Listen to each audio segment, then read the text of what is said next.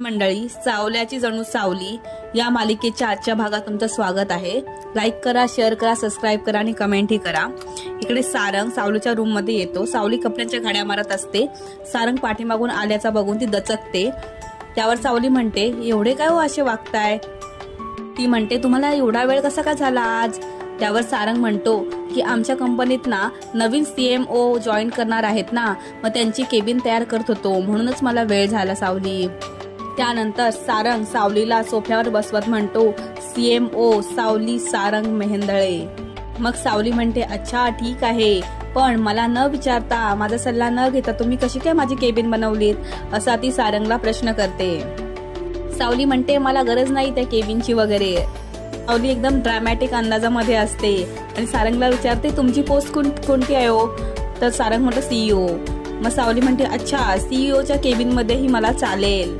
तर ती सारंगला म्हणते की तुम्हाला माहिती आहे ना, ते CEO सारंग मेहेंदळे सर, त्यांच्याच केबिन मध्ये मी राहणार आहे, अशी ती सारंगला थर्ड पर्सन असल्यासारखी सांगते। सावली म्हणते, तिथे फक्त माझ्यासाठी एक टेबल आणि एक खुर्ची अरेंज करा, बस एवढंच। सावली म्हणते, जा असं सांगा तुमच्या साहेबांना।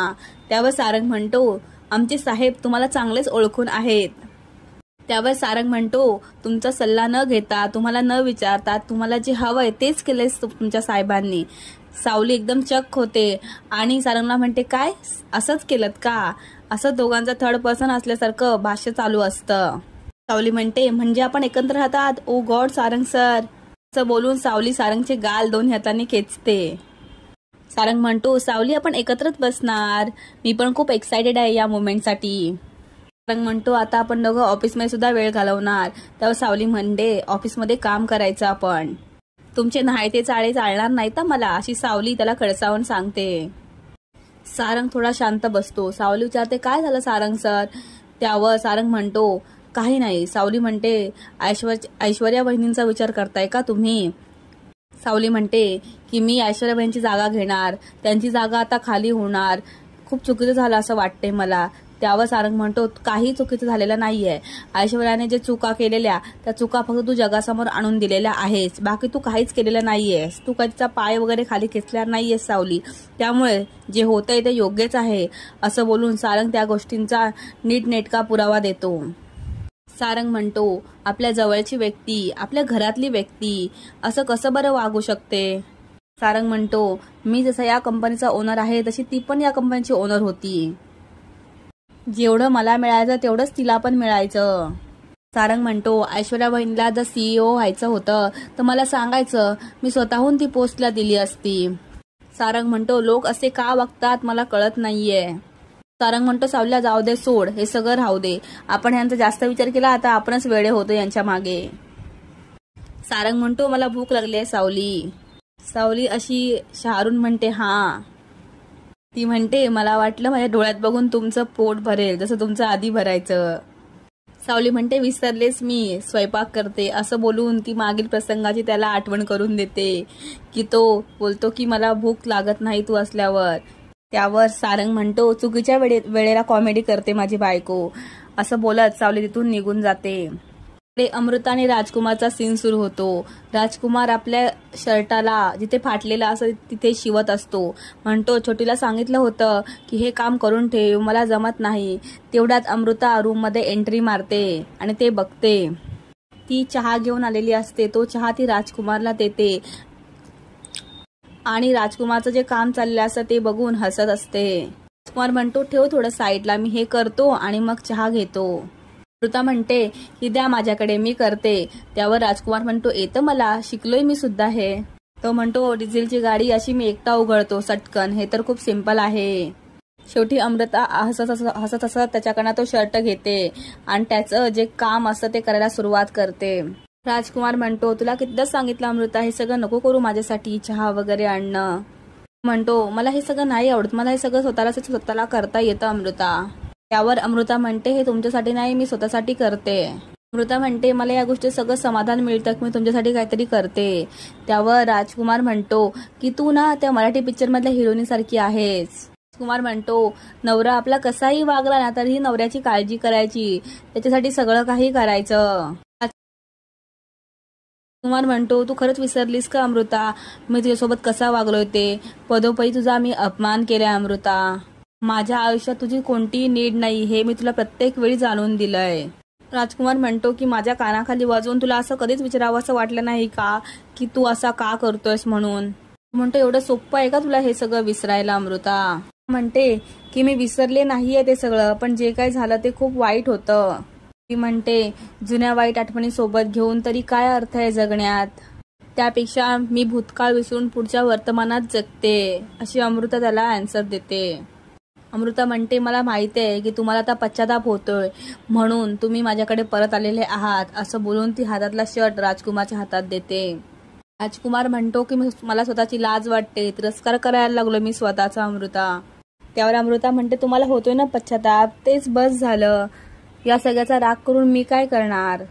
अमृता म्हणते मला एक गोष्ट कळले की आपण जेव्हा दुसऱ्याला त्याच्या चुकांची शिक्षा देत असतो ना तेव्हा सर्वात जास्त त्रास आपल्याला होत असतो. अमृता म्हणते मला आता खरंच खात्री आहे की तुम्ही बदललेले आहात, म्हणून मी तुमचा आता राग आणि तिरस्कार करत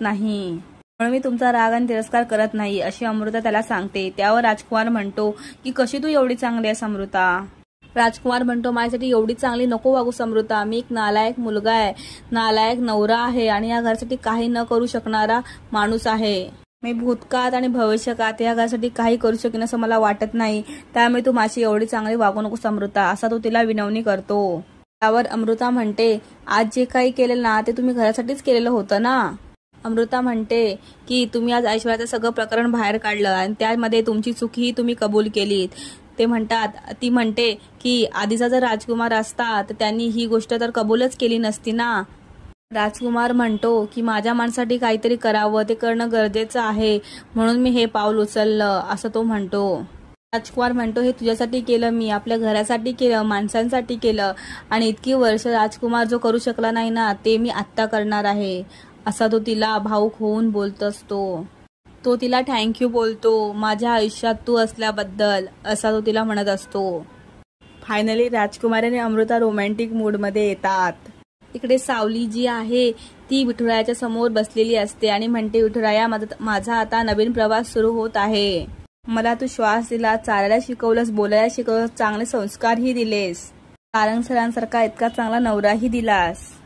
ती म्हणते माझ्यावर आता एक अजून जबाबदारी दिली आहेस तू पांडुरंगा, तर मला आता त्यासाठी तू बळ दे, घर आणि कंपनी दोन्ही सांभाळण्यासाठी तू माझ्या आता पाठीशी उभा राहा. इकडे अमृता लाजत लाजत किचन मध्ये येते. त्यावर सावली म्हणते वहिनी तुम्ही लाजताय, नक्की काय झालं. सावलीला ती म्हणते सांग सावली, काही नाही झालंय, पण आता आपण स्वयंपाकाची तयारी करूया, आणि असं बोलून ते स्वयंपाकाची तयारी करायला लागतात. मग अशीच अमृता बोलायला सुरुवात करते की सावली तुलाच खरं सांगू का, मला इतका आनंद झालाय ना की तू आता कंपनीची जबाबदारी सांभाळणार आहेस. जशी घराची जबाबदारी तू उत्तमरित्या पार पाडलीस ना तशीच तू कंपनीची जबाबदारी उत्तमरित्या पार पाडशील, अशी अमृता सावलीला म्हणते. सावली म्हणते तुमचा विश्वास आहे ना, मग होईल तसं. ती म्हणते मला थोडं टेन्शन आलंय, घर आणि कंपनी कशी काय मॅनेज करायची. अमृता म्हणते तू घराची काळजी अजिबात करू नकोस, मी आहे ना, मी सांभाळेन व्यवस्थित. अमृता म्हणते घर सांभाळण्याचा निर्णय मी माझा घेतला होता, पण मला आवडलं असतं कंपनीत काम करायला, हा पण मला कधी कोणी विचारलं सुद्धा नाही की तू काम करशील का. म्हणते तुझ्या बाबतीत तसं होणार नाही, तू सगळं व्यवस्थित सांभाळशील माहितीये मला. तेवढ्यात राजकुमार डब्बा हातात घेऊन येतो आणि बोलत बोलत येतो की मित्रत्व आपल्यामध्ये असू शकतं ना अमृता, असं मस्ती करत बोलत असतो. तेच सावली ऐकते. राजकुमार म्हणतो फ्रेंडशिप मध्ये नो सॉरी नो थँक्यू असं नातं. राजकुमार तो विषय टाळत म्हणतो की आता आम्ही दोघं मित्र झालोय ना, त्याच्यामुळे आता हिच्यावर कोणताच भार पडणार नाही. सावली म्हणते तुम्ही करणार मदत. तेव्हा ते म्हणतात की गॅरेज सांभाळायचं असलं म्हणून काय झालं, मी तुला मदत करणार. त्यानंतर राजकुमार सांगायला सुरुवात करतो मी गॅरेजमध्ये खूप काही काही शिकलो, जसं की कांदा कापणं, भाजी चिरणं, खूप काही. स्वतःची बढायकी मारत असतो की मला खूप काही कामं करता येतात. लगेच अमृता मस्तीत त्याला कांदा घेऊन देते आणि कापायला लावते. म्हणतो की मी कांदा असा कापतो की तो चावला त्याची गरजच नाही, तो गिळला तरी चालतो. तो सावलीला म्हणतो की बाय द वे तुम्ही जेव्हा मालक असताना थोडं लेट गेलं तरी चालतं ऑफिसला, असं तो तिला सांगतो. म्हणून मी गॅरेजवर थोडा लेट गेलं तरी चालेल, कारण बाकीचे सांभाळतात त्या वेळात. सावली म्हणते अहो नाही मालक असलो ना की वेळेवर गेलं पाहिजे, सगळी कामं आपली वेळेवर झालीच पाहिजेत. म्हणते मी ऑफिसला जायच्या आधी सगळी कामं करून जाते आणि संध्याकाळी आल्यावर अर्धी कामं करते, म्हणजे कशी कामं होऊन जातील. राजकुमार म्हणतो तू एवढं काही टेन्शन नको घेऊस, सिंपल सूप वगैरे बनवायचं, सूप पाव खाऊन झोपून जायचं. ह्यांचे नाटकं आहेत नुसती, हे पाहिजे ते पाहिजे, नाहीतर तू पिठलं आणि भाकरी कर, बस एवढं केलं की झालं काम. अशी सावलीची आणि राजकुमारची तुतू मैमे चाललेली असते, कसं काम सोपं करायचं. त्यावर अमृता थांबवत म्हणते सावली तू असशील तुझ्या कंपनीची मालक आणि तुम्ही असाल तुमच्या गॅरेजचे मालक, पण या घराचं मात्र जबाबदारी माझ्यावरच आहे, ते मीच बघणार काय करायचं आणि काय नाही ते. फायनली मी या किचनची मालकीण आहे, त्यामुळे जे मी सांगेल तेच होणार, असं दोघांची मस्ती चालू असते. राजकुमार पुन्हा पाठी फिरत म्हणतो की मालकीनबाई मगाचा विषय थोडा अर्धवट राहिला. ती डोळ्याने खुणवत म्हणते नाही नाही नंतर बोलूया, कारण तेथे साईडला सावली असते, त्यामुळे दोघं काही रोमॅन्टिक मूडमध्ये येत नाहीत. सावली म्हणते कोणता विषय. तेव्हा राजकुमार म्हणतो की ही ना एक मगाचा विषय जो अर्धवट सोडून आली. सावली त्यावर म्हणते किचनमध्ये आल्यापासून ना वहिनी त्या लाजत होत्या. सावली तिला डोळे वंच करून विचारते वहिनी काय भानगड आहे तुमची. त्यावर अमृता म्हणते तू काय ऐकतेस यांचं. त्यावर राजकुमार म्हणतो की माझं ऐकूच नकोस हा तू, ही जे काही सांगणार आहे ना तेच ऐकायचं आहे तुला आणि मला. राजकुमार म्हणतो अर्धवट वाक्य सांगितलं आणि म्हणाली गाळलेल्या जागा भरा, अशी अमृता करते. आणि ती जागा भरल्यावर जे उत्तर आहे ते चुकीचं आहे की बरोबर आहे हेही सांगायला हे मालकीनबाई तयार नाही आहेत. त्यामुळे आपलं नातं हे ह्याच्या पुढे मित्रत्व लावू की शत्रुत्व लावू, ह्यातला काही असू शकतं का, असा राजकुमार तिला प्रश्न करतो. तर सावली म्हणते की तुम्ही ते वाक्य मला सांगा, मग त्या प्रश्नाचं उत्तर मी देते. त्यानंतर राजकुमार अमृताला म्हणतो सांगू हिला, जमेल का हिला. त्यावर सावली म्हणते हो सांगा ना. राजकुमार वाक्य सांगायला सुरुवात करतो की दिवसेंदिवस तुमच्याबद्दलचं माझं असं वाक्य असतं. त्यानंतर पुढे जे आहे ते कंप्लीट करायला अमृता तिथे थांबलेली नसते. तेवढ्यात सावलीला हा प्रश्न समजतो. राजकुमार म्हणतो हे गाळले जागा भरायचा प्रयत्न मी मगासपासून करतोय, पण माझी उत्तर चुकीची आहेत का बरोबर आहेत हे सांगायचा ही मात्र प्रयत्न करत नाहीये. त्यावर अमृता चिडून म्हणते की काय चाललंय तुमचं हिच्या समोर, तुम्हाला जे बोलते आपण पर्सनलमध्ये बोलू, पण तुमचं हिच्या समोर सगळं चालू झालं. राजकुमार म्हणतो मी त्या प्रश्नाचं उत्तर तुला देतोय, पण ती खरं उत्तर समजत नाही, त्यामुळे मी तुला आन्सर सांगतच जाणार ना अमृता. अशी दोघांची रोमॅन्टिक मस्ती चाललेली असते. त्यावर राजकुमार म्हणतो दिवसेंदिवस माझं तुमच्याबद्दलचं ना मित्रत्व असेल किंवा शत्रुत्व असेल हे वाढत चाललेलं असेल. त्यावर सावली म्हणते मित्रत्व नाही किंवा शत्रुत्व नाही, प्रेम वाढत चाललेलं आहे, असं अमृता वहिनींना बोलायचं आहे.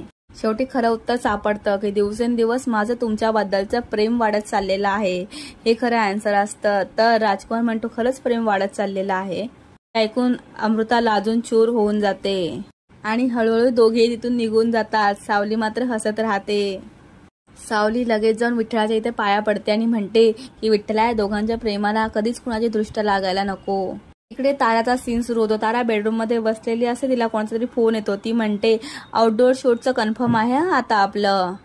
ती म्हणते प्रोजेक्टचं काही टेन्शन घेऊ नका आणि तुम्ही तारावजीशी बोलताय, तुम्ही कशाला टेन्शन घेताय. आणि ती फोन ठेवते. तेवढ्यात बबलू तेथे येतो. तारा बबलूला म्हणते बबलू आपलं आउटडोअर शूटचं कन्फर्म झालंय आता. त्यावर बबलू म्हणतो ते सोडा. त्यावर तारा विचारते काय झालं, काय होतंय. त्यावर बबलू म्हणतो तुम्ही ना आता फक्त पाया पाडायचं बाकी ठेवलंय. तर तो म्हणतो ती फक्त आता माझ्याशी बोलतही नाही, मेसेजही करत नाही, काहीच रिप्लाय करत नाहीये आणि बघत पण नाही ती माझ्याकडे. हे सगळं तो किरणबद्दल बोलत असतो. तो म्हणतो असं वाटतंय की तुमचा सल्ला उगाच ऐकलाय मी तारा मॅडम. तारा म्हणते मग जे कोणी चांगले सल्ले देतात ना तुला त्यांच्याकडे जातो आता बबलू. बबलू म्हणतो तारा मॅडम असं करू नका प्लीज. त्यावर तारा म्हणते की काय रे बबलू दादा, मी तुला नक्की असं काय सांगितलं होतं. तुला मी म्हटलं होतं ना की तिला थेट स्वारी म्हणायचंच नाहीये, तिला तुझ्या ऍक्शन मधून समजलं पाहिजे. त्यावर बबलू म्हणतो काय ते डायरेक्ट सांगा ना, असं कोड्यात नका सांगू तारा मॅडम. तो म्हणतो कोडं सोडवता येत नाही मला तारा मॅडम, काय ते क्लिअर सांगा आता डायरेक्टली. त्यानंतर तारा त्याला एक्झाम्पल देते आणि म्हणते की जर तुला सारंगने सांगितलं की किरणकडून डॉक्युमेंट घेऊन ये तर ते तू कसे मागितले असतेस. त्यानंतर बबलू म्हणतो की काय नाही, सरळ जाणार आणि सांगणार की सारंग दादाने फाईल मागितली आहे. त्यावर तारा म्हणते की हेच तर नाही करायचं आहे, चुकतोस तू आता इथेच. तारा त्याला बोलते की असं बोलायचं की सॉरी हा किरण, सारंग दादाला ना तुझ्याकडनं हे अमुक अमुक पेपर हवे होते, तर प्लीज फाईल तुझी देशील का?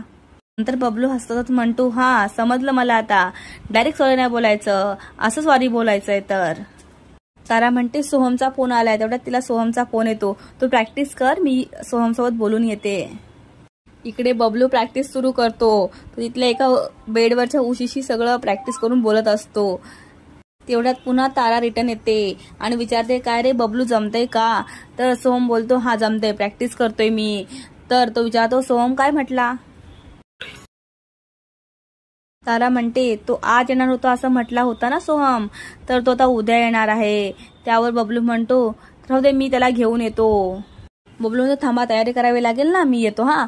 त्यावर तारा म्हणते, हा असा काय बबलू, उद्या येणार आहे तो, तरी सुद्धा असा काय करतोय?